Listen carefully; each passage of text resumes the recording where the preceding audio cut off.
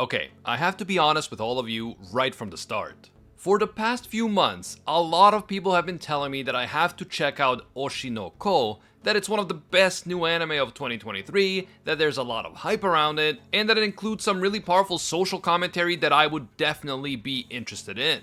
But when I talked to my friend ℂ𝕂𝕻𝔻 about it and asked him why this anime is so popular, he told me the premise of the show, and I thought it was easily the cringiest thing I have ever heard. Spoilers for season 1 of the anime ahead, by the way. But when Nux told me that this anime is about an adult doctor who is an idol otaku and who dies and is reincarnated as the baby of his favorite idol, I nearly hung up the phone on him right then and there. I could not believe that this was a real story. I mean, I can understand being isekai to another world as a vending machine, but this was too much. I honestly wasn't going to give this a chance, especially since the first episode was the length of a frickin' movie. But then people I know and respect kept telling me over and over again that I need to watch this anime. At the very least, I need to watch that feature-length film of a first episode. So I did it. I finally did it. The first episode wasn't perfect, especially since idol culture is not something I'm normally interested in. But here's the thing, I didn't hate it. In fact, it pretty much pulled me in and I kept watching. I watched the whole first episode, and the twist near the end of the episode absolutely floored me. Even though everyone was talking about this, I was not spoiled on Ai's death, and I'll be honest, I didn't see it coming. In an instant, Ai's tragic death completely changed the direction of the entire series, and while the twist itself was compelling and thought-provoking, this was still a really risky move.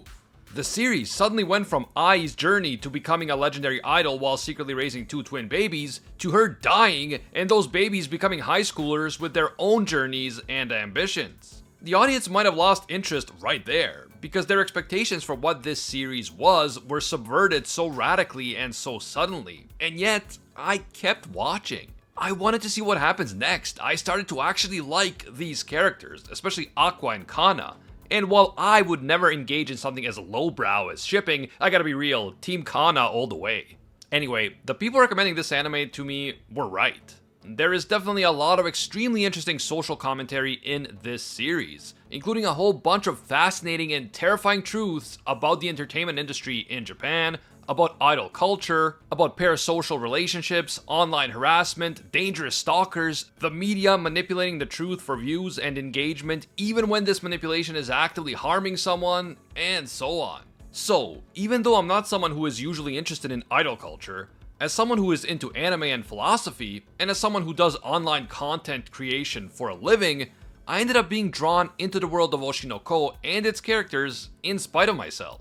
A lot of people have already done a great job talking about the dark side of idol culture and the Japanese entertainment industry as portrayed in ℂ𝕂𝕻𝕻. And even though there are some aspects of this culture that are specific to Japan, with the unstoppable rise of the internet, a lot of this stuff has gone global. We may not have an exact equivalent to Japanese idol culture in Western mainstream media, but if you've spent any time on Twitter or other social media, then you know that there are plenty of fans outside of Japan who participate in Japanese idol culture, or in adjacent fan cultures like K-pop stan culture or VTuber culture. Instead of talking at length about some of these dark themes that many others have talked about already, from parasocial relationships and online harassment to exploitative talent agencies and deceptive marketing, I thought I'd do something a little bit different in this video. I want to talk about you.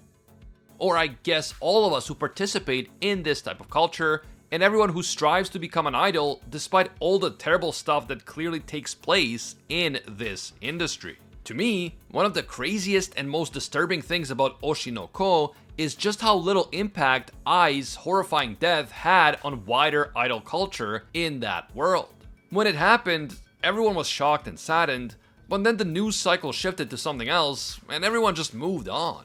The idol industry just kept chugging along. Thousands and thousands of girls were still striving to become idols, knowing full well what happened to Ai, and most disturbing of all, at least to me, is the fact that Ai's own daughter, Ruby, decided to become an idol. I mean, think about that for a second.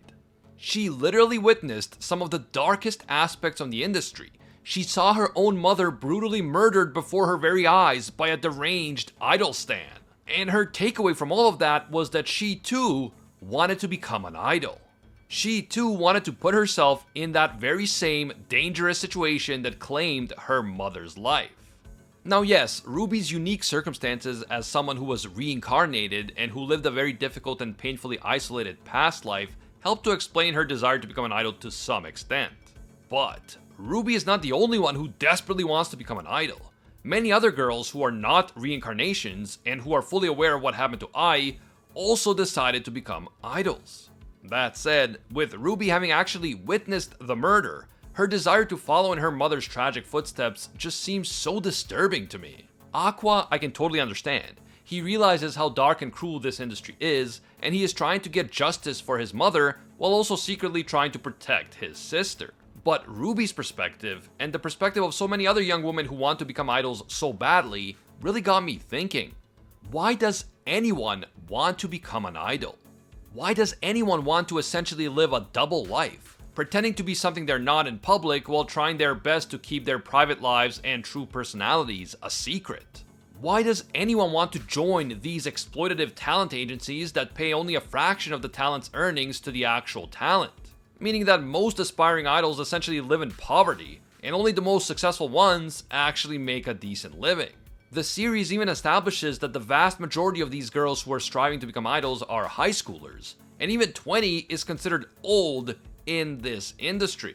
So why would any high schooler who is already busy with school and just trying to live a normal life spend hours upon hours every single day learning how to sing and dance and act instead of actually having a childhood? Why does anyone want to risk becoming a target of online harassment and possibly even the target of a deranged violent stalker just for the possibility of becoming a successful idol? I mean, it's not like being an idol is a good long-term career plan. Even the most popular idols will get older, and once they're considered too old to be idols, most of them will be shunned and forgotten by the industry. Sure, a few of them might transition into other careers like acting or modeling, but most of them won't. And after your agency has taken their cut, you may not even be left with that much financial security, despite having once been an extremely popular entertainer. So why? Why work so hard to become an idol? I think that it comes down to a very basic human desire for gaining the approval and admiration of other people. And even though I am nowhere close to being an idol, as a content creator whose job it is to inform and entertain complete strangers on the internet, I think that I have a unique perspective on this subject. As I will argue in the remainder of this video, that desire for approval and admiration from others is not a good thing. In fact, it can be an extremely harmful and dangerous thing. I know this might seem hypocritical from someone whose job depends on complete strangers on the internet enjoying their videos, but some of history's greatest philosophers and philosophies have argued that this very thing, this desire for approval and praise from others, is the cause of most of the problems facing modern society today. And it's only getting worse. Ai's tragic death is just the beginning. Most people don't know this, but before becoming a YouTuber, I spent many years studying political philosophy, and I even earned a PhD in political philosophy. I was planning to become like a professor or something, but then I couldn't find a job despite all those degrees and years of schooling, so I started making anime YouTube videos with my brother. I guess in that sense I can kind of relate to Kana, because despite having some initial success in my original career, I was eventually rejected by the industry and had to switch gears pretty drastically. That said, all that study of philosophy does come in handy when analyzing anime and manga, and this video is a perfect example of that. One of my favorite philosophers, Jean-Jacques Rousseau, talked about two distinct forms of self-love, amour de soi and amour propre.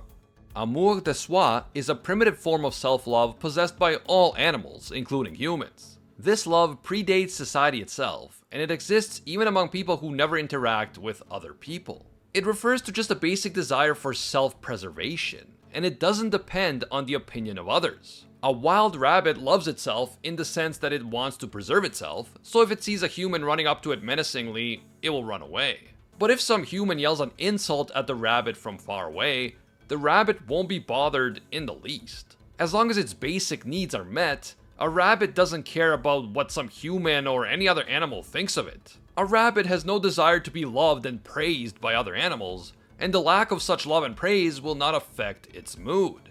Rousseau believes that a long time ago, humans lived this way too, kind of like self-sufficient cavemen who survived on their own and only interacted with other people once in a while. But then, eventually, humans started living together, the first societies were formed, and the primitive amour de soi was replaced by another form of self-love, AnimeUproar. Unlike amour de soi, which comes only from within oneself, AnimeUproar is a form of self-love that can only be achieved by gaining the approval of others. AnimeUproar is essentially the root cause of all of modern society's problems. It leads us to compare ourselves to others, to try to stand out and be better than others, and to desire to be loved and praised by others. This is the beginning of egotistical competition, inequality, and corruption, as well as all of our vices such as pride, envy, greed, and so on. Rousseau's ultimate conclusion is that we must turn this AnimeUproar away from petty vanity and towards more positive things like love of virtue, morality, and good laws and institutions. But in reality, one can argue that since Rousseau's death some 250 years ago, AnimeUproar has only gotten more extreme and destructive within our society. We are not directing our AnimeUproar towards virtue and good institutions, but instead we are becoming more vain, egotistical, and focused on shallow pursuits like fame, money, and physical pleasures. And because we are so shallow and reliant on the opinions of others, our need to be loved and praised by others has never been greater than it is now in the age of social media. I mean, just look at how clout has become a powerful currency in this day and age. And look at how fake and exaggerated most people's Instagram and other social media profiles are. I guess to some extent, all of us are cosplaying as idols. All of us are posting only the best parts of our lives to social media in the hopes of getting praise from others. And some are even using Photoshop to make themselves look better, or renting fancy cars and houses and claiming that they own them.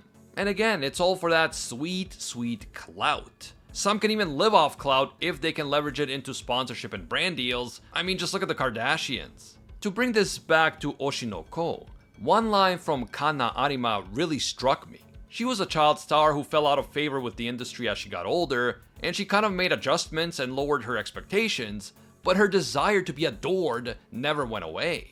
In the final episode of season 1, we learned that for over 10 years, she has been crying out, "Someone, please look at me. Say that you need me." But why?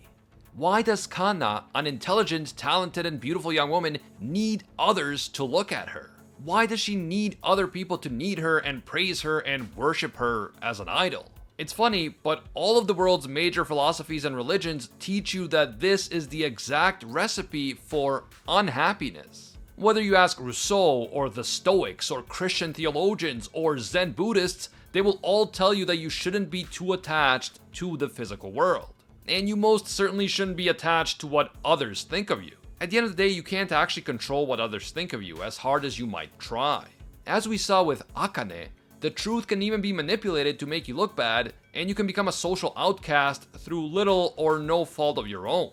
So, allowing your happiness to depend on what others think of you is the perfect recipe for constant unhappiness. Becoming an idol is certain to make you unhappy whenever public opinion turns against you for whatever reason, or when you get older and the industry rejects you. It's interesting when you think about it, but as fans of the show, we are of course rooting for our favorite characters to succeed in their quest to become idols. But in reality, if we really care about those characters, we should probably be rooting against them, at least when it comes to them becoming idols, because that is most likely going to make them very unhappy in the end. In fact, being an idol fan is also going to make you unhappy if you take these public personas and assume that you know who they really are behind the scenes. Once you inevitably learn that you don't know them and that the real person behind the persona doesn't meet the expectations of your perfect idol fantasy, you will inevitably be disappointed, and some who are unhinged might even react the way that Ai's stalker did. The truth is that we have a vicious cycle here. Aspiring idols are so desperate to be loved and praised that they are willing to live a lie, just like Ai Hoshino did. They are willing to be exploited by a ruthless industry and give up their childhood and their privacy in order to please obsessive fans. Their dream is to become idols, but even if they achieve their dream, they are very unlikely to actually be happy. In terms of the fans, Many of them are obsessing over a fictional persona, over an idol fantasy that will never live up to the real person behind the camera. And it really does take two to tango. If fans would stop being parasocial and unrealistic, the idols wouldn't have to live a lie, but at the same time, if the aspiring idols didn't have this need for praise and approval from complete strangers, the worst elements of the fan base would have no one to obsess over. We as humans desire approval and praise from others, even if they are complete strangers, and we also like to look up to and borderline worship celebrities. Maybe it's just human nature, maybe it's the corruption of modern society, but it's definitely not our fault. I'm sure that most of us here, especially those of us with limited exposure to Japan's idol culture, would like to think of ourselves as the good kind of fan. We wouldn't stop supporting someone just because they have a significant other or a family, right? We know that these are real people with real lives, not our own personal fantasies. We know that the celebrities we like and the content creators we support probably have completely different opinions than we do on some social and political issues that are important to us. I mean, there's no way that everyone whose content we enjoy agrees with us on everything, right? That's obvious. We definitely wouldn't try to cancel someone on Twitter for saying something years ago that we now find offensive or for supporting a political position that is different from our own. That would be crazy, right? We're not like those obsessive idol culture fans in Japan. We wouldn't tell the content creators we support what games they can or cannot play, what jokes they can or cannot say, what accounts they can or cannot interact with. That would be ridiculous. Idol culture can be dark, sure, but that's not our fault. We are not the villains of this story. Right?